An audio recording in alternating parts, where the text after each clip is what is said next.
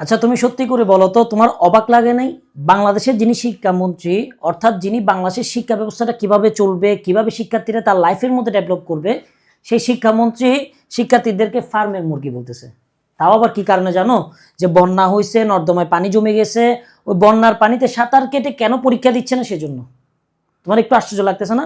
কিন্তু আমার কাছে আশ্চর্য লাগতেছে না। কেন জানো? কারণ ভাই, বাংলাদেশের শিক্ষামন্ত্রী বলো, মন্ত্রী বলো, আমলা বলো, এমপি বলো, সবাই। আমি তোমাকে একটা উদাহরণ দিই, হ্যাঁ, একটু করে দেখবা। দেখো, এই যে এখানে যে ডাটাটা দেখতেছো, সেটা দেখো, তানজিদা নাহার হক, উনি হলো যুক্তরাষ্ট্রে পড়ালেখা করেছেন। এখন আমি কেন অপ্রাসঙ্গিকভাবে সেটা বলতেছি শোনো। উনি আমাদের শিক্ষামন্ত্রীর সুযোগ্য কন্যা। উনি কোথায় পড়ালেখা করেন দেখছেন?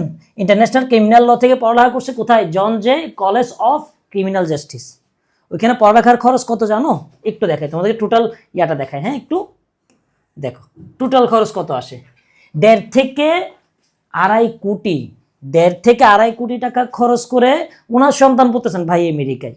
উনি কি তোমার কষ্ট বুঝবে? বলো, তোমার ফ্যামিলির এই তৌফিক আছে, এই ক্যাপাবিলিটি আছে 1.5 লাখ টাকা খরচ করবে তোমার জন্য? না, ওইখানে 1.5 কোটি টাকা, 1.5 থেকে 2.5 কোটি টাকা খরচ করে তার মেয়েকে আমেরিকায় পড়াচ্ছেন।